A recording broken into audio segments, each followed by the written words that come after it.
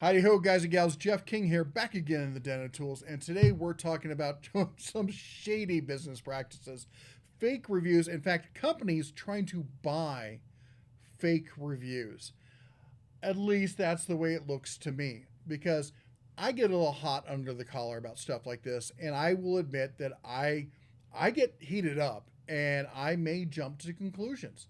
So I'm going to bring you the receipts, lay them all down on the table, let you see what's going on, and let you tell me what you think. Okay? So I'm just going to put it out there, but first let me set the table as it were. So in this video, we're talking about a company in the power space segment, and it's not Blue Eddy. Okay? Because here's the funny thing: established companies, 99% of them don't ever do anything like this. And I'm talking about in power stations, e-bikes, power tools, hand tools, all across the board. Okay. I've worked with a lot of different companies in a lot of different segments. And what I found is it's the small companies that always try to do the really Weasley kind of stuff. The big companies, Blue Eddy, EcoFlow, I've worked with both of them. They're both like, we have a great product. We want to send it to you. Tell us what you think. That's it. Harbor Freight, we've got a brand new $10,000 tool cabinet. We want to send it to you. Tell us what you think. That's it. They don't even ask for a video. Craftsman, Flex, all these companies. In fact, of all the power tool companies, the established ones, the only one I've ever seen do anything like that is sending out free tools to YouTubers, and then not requiring that they disclose they got the tool for free. But let's just say they're from a state in the Midwest and up north that gets really cold, that's on the Great Lakes. Anyway, moving forward, you're like, enough of this. We want to see what happened, right? Okay. Email number one. Here's what happened. This company reached out to me. I think they're a PR marketing company over in China, Wotokol. I've never heard of them, but apparently they are a famous influencer marketing company in China. They've worked with over 25,000 brands. I'm burning some bridges there, aren't I? 1 million talents in 103 countries. That's like all of them almost, isn't it? Anyway, they are working with a company called Growatt. I'd never heard of them previous to this. They want a YouTube video. They want it ASAP. Christmas time. I'm not surprised to see that. And they want to know my rates for YouTube video and an integrated video. YouTube video is where you do a review. Here's the product, blah, blah, blah, you do the dog and pony show. And the integration is where you're doing a video on something else. And you're like, and I'd like to thank today's sponsor, so-and-so. You've all seen it. Raid, Shadow Legends, or, we've done Slick Deals or Skillshare on this channel. I turned Raid down so many times, and they keep contacting me. Anyway, so this company, Growatt, I never heard of them, but as soon as I looked at it, I'm like, I have seen that across YouTube. I have seen people doing videos. So I did a little more searching. I'm like, okay, these are some in the power station realm. There were some big YouTube players who've been doing videos on this. Okay, they must know something that I don't. And I've reviewed a lot of stuff. Sure, I've got power stations coming out the ears, but what's one more? And so I sent them my rate sheet. And yes, we do charge for some companies. And basically the way we do it is I use it as a gatekeeper. People like EcoFlow or DeWalt or any of the big names, any big name company, any company you've probably heard of as like an established player, it never even comes up. They don't ask. I don't ask. We just do the thing, okay? I will accept free products because there's just too many products out there, and that gets them in front of me and I get to take a look at them. But for charging, I use it with the smaller companies because I don't know if a company is being serious, if they're really legit, or if they're a fly-by-night company. And a fly-by-night company is trying to put out as little money as possible to make as much money as possible. So as soon as they see me throw out a number, unless it's a really high number, if it's a low number, they might do it. But anything remotely high, they're like, no, they'll go and try to find easier prey somewhere else. And which is why we make our numbers exorbitant. I normally ask $2,500 for a video review. I don't think anybody as yet has even paid that. So, and in fact, if somebody does, then I raise it to the next tier. And that's what we've done as we've grown as a channel, because I make a decent amount of money. In fact, I even thought about telling you guys like exactly how much money I make. I even did a video. I recorded a whole video trying to be like, hey, I want to put all my cards on the table, let you know what's going on. but it really came off as gloating, and there was no way I could do it and not feel smarmy. If there's some way you think we can have that conversation without it looking bad and stuff, I don't know. Anyway, point is, I make good money doing this. Also, I'm retired from Silicon Valley, and don't even pay for my house here in Montana, and I have it. Or I'm established. I don't need a little bit of money here and there. It's nice. I'm not saying I don't enjoy it, but it's not like, hey, I need to have this or I'm going to go under or something. See, there's no way to talk about this and not seem smarmy. Anyway, so I sent them my information, and they responded back with, good news, the brand is interested in your channel, confirmed to work with you, and they've offered $1,500. Still a decent chunk of money, and they're going to send me the power station. And not that I don't have power stations coming out the ears. I just moved a whole bunch into the shop, and man, lifting those things, that's a bit much. Anyway, and they're like, we want to send you over the contract. Okay, now we're starting to see red flags. When they start talking contracts, you start seeing red flags. Okay. So anyway, I sent them the information. I want to see what's in the contract. Now, if you don't know, before I did YouTube, I started off in the trades. I worked in construction. I moved over into low power electrical, running Cat 5, Cat 6, fiber, then into building server rooms, running servers, and worked my way for the last 17 years. Well, 2000 to 2017. I was working for a tech company in Silicon Valley, eventually being the chief operating officer. Reading contracts is second nature to me. It's what I do. So that's why I wanted to see the contract. And I looked at this contract and I'm like, okay, this you is the campaign. They're campaigning talent contact. That's me. Advertiser contact. That's them. They want a video duration 5 minutes. All right. Post video within 2 weeks. Okay. Video delivery within 7 days. That's short, but it's the holidays. All right. Shooting idea or script should be confirmed by advertiser. That's a red flag. All right, when they want to have confirmation in any of their fingers in how it's made, that's blocking the editorial process. That's not a review, that's an ad. And that's different, and we don't do that here. Talent needs to display the brand logo, selling points, use feeling, other requirements provided by the advertiser. Again, I don't mind I'm going to show the logo because I have to tell you who it is and what it is. And I'm going to talk about all the selling points, but I don't like them thinking that they can require stuff because they often try to put stuff in that I don't agree with. Case in point, Havisco, we did an e-bike thing for them. They really wanted me to talk about a feature they have that's built into the bike, but it's one of these features you can't really see and feel. You have to just kind of trust that it's built into the computer brain. And I'm like, I'm not going to advertise that for you because there's no way for me to confirm that it's there and it's doing anything. As far as I know, it's snake oil, so I'm not putting that in the video. And they're like, fair enough. Okay, that's a good response. I like that. And so we did the video. The link provided by the brand needed to be pinned in the description box. That's another red flag. I don't like pinning I'm not going to say I'm going to pin any link you want. If I want to send you guys a link to something, I want to send you to a trusted site, okay? Sending you to Amazon, sending you to Walmart, sending you to Home Depot. These are trusted sites, okay? The brands, if I've never heard of them especially, like Blue Eddy, sure, I'll send you a link to Blue Eddy's site because they're established. It's a trusted site. Like when Tack Life wanted me to send people directly to their website. I'm like, yeah, you bet you do. The talent, let's see here. The link provided by the brands. Okay, talent should provide unlisted links to the advertiser before posted. They're asking me to do the video, not publish it, but send them a link so they can review it first. Another red flag. Lots of people like to see it though. They like to see it. They want to make sure, the good companies want to make sure that the technical aspects are right. They don't want to touch the editorial aspects. So there are two different buckets here that we're dealing with. And I don't mind in many cases talking to them. What I usually prefer to do is go, if I have any problems, I'll contact you. And usually a good company is like, that's good enough for us.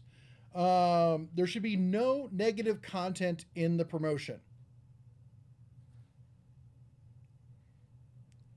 That's the hook. Red flag still here, before here. A little bit here, a little bit there. It's like, okay, maybe I can get past it. Maybe I can get past that. This is full stop. Do not pass go. Do not collect $1,500. There should be no negative content in the promotion video. That's right there. That is what you call the smoking gun. That is a brand trying to not. They don't want a review.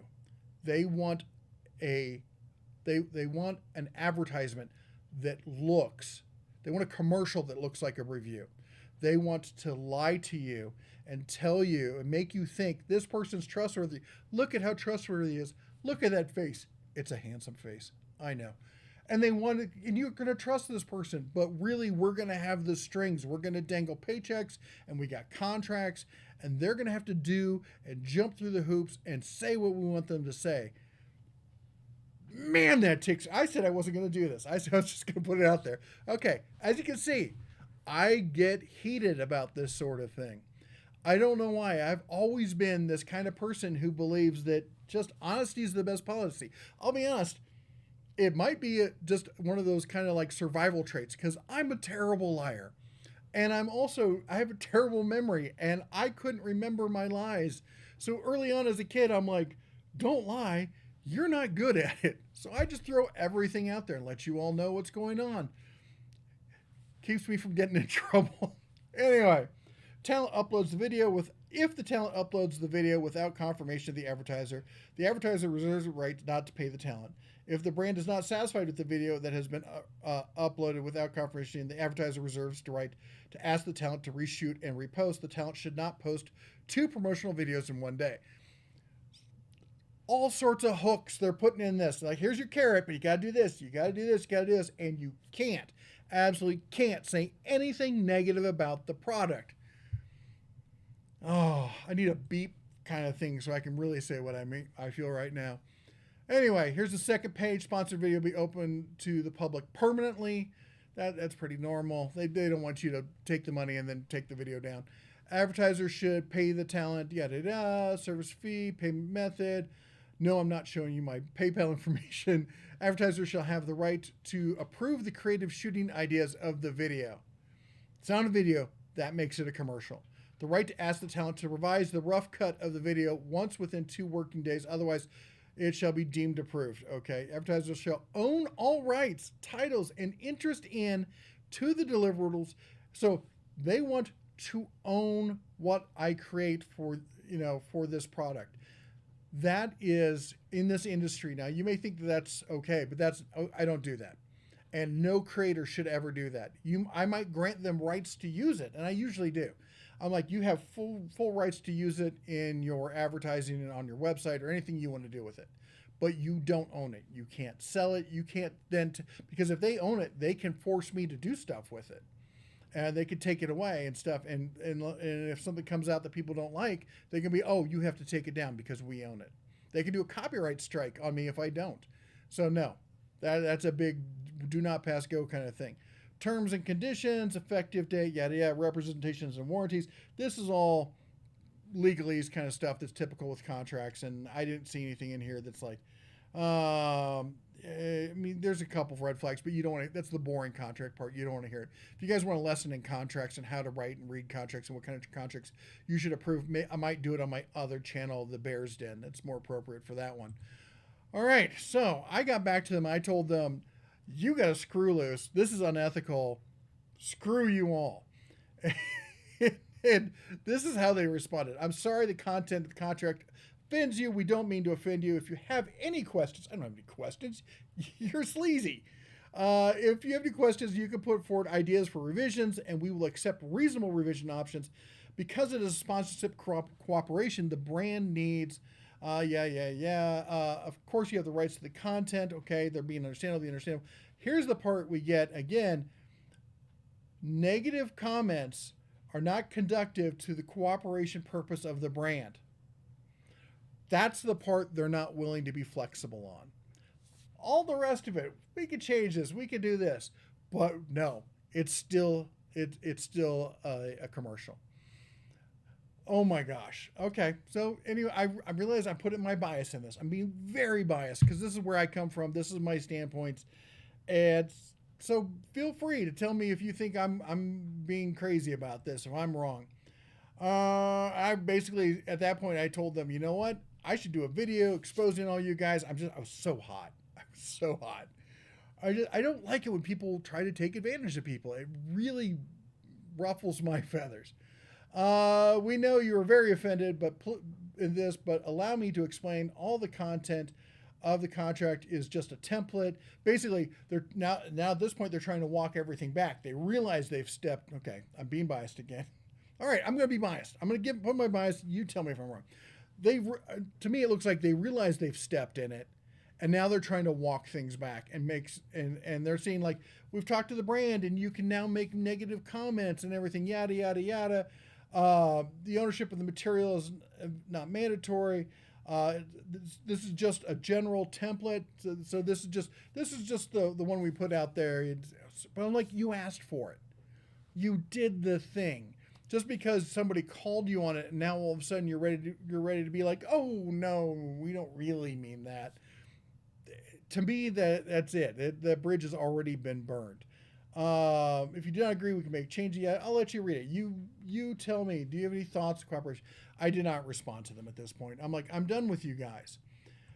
When this happened, I get another email. Now I get emails every day. It always happens at night, I should say, because China, different time zone. And I wake up to all these emails from China, as I call it. I have a whole folder. It's like from China.